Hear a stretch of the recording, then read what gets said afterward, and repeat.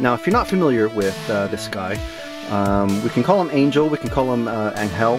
He's from Spain, so that's why I'm pronouncing his name the way I believe he pronounces it, Angel Giraldez.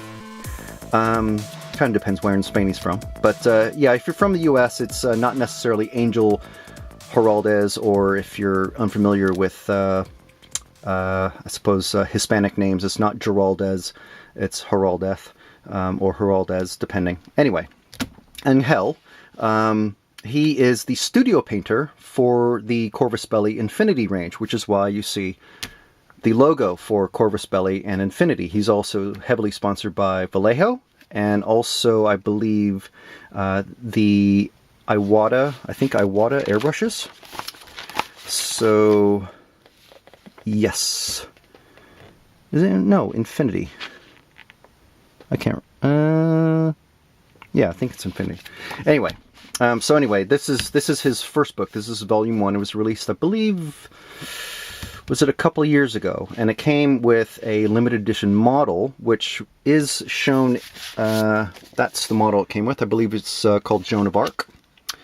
And I don't have that handy, but it did come with that. You can still buy this. Volume 2 just came out, and I figured, well, instead of doing the review for Volume 2 first and then doing Volume 1, let's do Volume 1 first. Okay, so anyway, Angel is the studio painter for Infinity. That's why all the Infinity stuff looks really awesome. Now, I did buy this from a UK shop, but I didn't meet Angel at Salute. That's why I've got this signed and personalized for me. I hope you like my first book, Angel Giraldez, 2016. Yes, I do like it, and so, here's a little introduction from Angel, and basically, this goes through a very basics of his method, which is basically almost all airbrush. There's lots and lots of airbrush. So you can see here, here's what he uses. Infinity Model Color, Model Air, Game Color, Game Air was just released by the time this came out. Game Color Wash, Primers, Wash. It's all Infinity stuff that he uses. Of course, he's got his own paint rack from Custom Meeple, which is he's heavily connected with, and I'm pretty sure the Infinity CR Plus Evolution. Let's see, this is his. He suggests working at let's just say 1.8 bar, I believe, is what he suggests working with. Kolinsky Sable brushes. And these are just some of his tips, using a hair dryer, obviously shaking your bottle well. This one I really like is using plastic wrap or cling film or plastic bag even, just to hold the model so your fingers don't rub off all the paint, which is a really good idea. I've used that a bit. Obviously good masking tape and liquid masking film, which he uses a lot, and we'll go over that. So the first thing he goes through is non-metallic metal. He uses a lot of zenithal shading, which he doesn't, I don't believe he explains in this point, but, or in this method. A lot of these are 2 pages of method pictures. There's a little bit of, what would you call it? Miniature porn or whatever. That comes later in the book. So, yeah, you can see the stages that he works from: priming in black, and then working with the from the darker colors to the lighter colors, and even here he's using the brush to do the extreme edge highlighting. Stippling here to do things like leather texture on a flat surface, using using washes to go from this sort of bone color to darker and darker shades in where the red is. Points of light, this is basically zenithal sort of focus. The points of light technique is what he calls it. So you can see here is a really good example of these points here on this rounded, what would you call it, torso, I guess. And then the end effect is You can see it here with even on the gun and the hip joints and stuff like that. So that's the points of light technique. Glazes, basically a very, very thin wash applied over a whole surface. Two brush blending probably a bit there as well. And this is the main, one of the main feature articles, and obviously it is the color, the cover model, I should say. So here he's gone through 7 steps already, minus the priming. It doesn't even mention the priming. Well, not in the picture anyway, and there's still many more steps to go. So we're getting into a lot more detail here, and obviously there's loads and loads of customization done here. So we're still not finished, and this is just where we're getting to the gun and some of the details.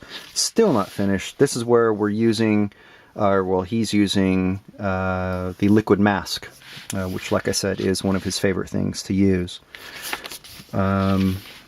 And then we start getting to the end product here.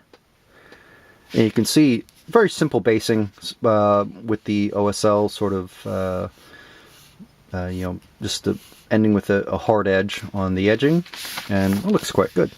So here we start talking about, he uses a little bit different base and different basing methods. And basically, if you're not an Infinity player, you're not going to really know what these models are. But it's all still good info to use. And now, see, showing you here, in this step he's using a brush because there's a little brush icon. In this step he's using the airbrush for doing the lighting on the cloak. So it's all really good stuff. And here again using the plastic wrap. Now, one thing, of course, I'm flipping through this because I don't want to, some of my previous book reviews quite long and a little bit too in depth, I thought. But there's lots of good stuff here. One of the criticisms on this is that I've seen or heard from other people is that there's lots of work that's done between some of the photos, which I think is a valid point. But you are, you kind of assume to have a certain amount of technical knowledge with this book.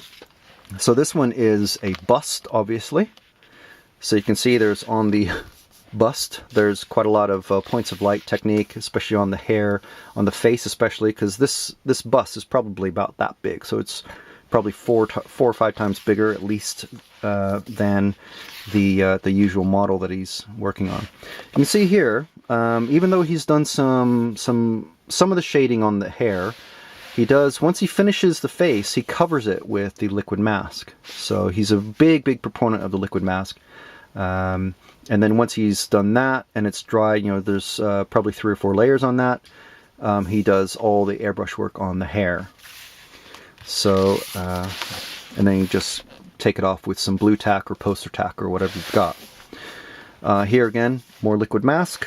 So you can see that he uses it quite a lot. One of the things, having just finished a beginner's airbrush class, one of the things that new airbrushers don't really realize is that prep work and masking is at least 2/3 of the work when you're working on an airbrushed model, especially if it's something that's going to be display level like this. If you're picking up an airbrush purely just to do base coats and move a half a step or even 1 step beyond just doing spray can priming or spray can base coating, you might not need this book. Basically, this is a quite advanced book in many places.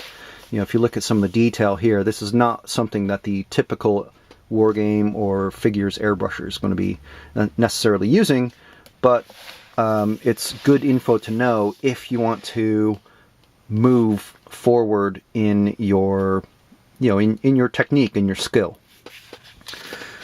So it's all really good info to have at hand. Here's a really good one with the liquid masking. He's showing how he is he's basically done sort of like a reverse shading on the base, and then another shading on the not reverse shading, well, different levels of shading because of the different colors that are on the number that's on the base and on the base itself. So it's pretty cool. Here's another bust. This one is, obviously there's a lot of skin on this one, which is kind of rare in the Infinity sort of model world. Let's see, he's using lots of different techniques here. Here is using the Uhu style glue to make the sort of like the saliva, sort of like the sticky, mucousy sort of stuff. And here on the teeth as well. You see this on a lot of like Nurgle models in 40K, the 40K setting. So this is quite a cool bust, I think. You know, it's a unique looking monster model, because he's got these little sort of T-Rex arms that are sort of on the backside of his head, and they reach out and just have claws. And obviously there's a couple arms as well, but you don't see those. Here's another bust, and here he's using a lot of work on the face. Probably about as much work as that first bust with the girl with the blue hair. But this is a really nice example of not only what you can accomplish with the airbrush, but the number of steps it takes to go from, you know, just a bare plastic thing to something with, you know, nice shading. And, you know, he's basically doing stuff like a makeup artist on this face. And there's even more steps. There's a lot of stuff with the eyes. Obviously, various people have their own ways of doing eyes. He does the whole thing in black, and then white, and then the black bit, and then section. So anyway, continuing with this bust, obviously the face is what he's done first. He covers all the skin with the liquid mask and then moves on to the clothing. So obviously this is a lot easier to work with than a tiny little model that's 1 inch high that has maybe a 7mm high face. And this is probably, like I said, probably 20 millimeters high, so it's, you know, 3 or 4 times the size. But then, you know, obviously the mistakes really show up then on, you know, as you get bigger and bigger. So there's a lot less where you can hide. And since he's painting them as studio models, you know, they do have to be like practically display, you know, museum quality display pieces. So there is no hiding really. So yeah, so it's you know, he's showing lots and lots of models here, you know, and it's cool that he goes from like a mecha sort of thing, you know, very technical type of thing here with minimal skin. There's only the face on this, which, you know, if you're painting this for tabletop, you don't really need to, you know, do the lips and the eyes and the eyebrows and stuff like that. And then he goes to this one, which is like 90% skin.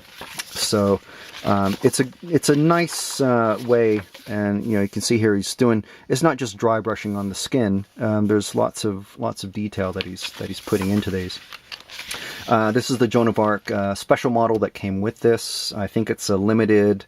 You could only get it with this book, so they're probably quite expensive on eBay. And this is a cool one because it shows lots of weathering on this one. So he shows how he achieves that. Painting this is the shoulder pads. Obviously he paints them first because they're nice and bright. And then he finishes that up. He doesn't there's not a whole lot on the weathering. You know, it doesn't show the actual techniques. It just kind of explains it a bit, and then he moves on to the smaller model that's at the feet of this mecha. And then here's the only bits of, I guess, you know, miniature porn or whatever you want to call it. Finished model pieces, just alternative poses for some of the models that were shown. And that is it. That is the Angel Giraldez Masterclass Volume 1. So, hope you enjoyed that.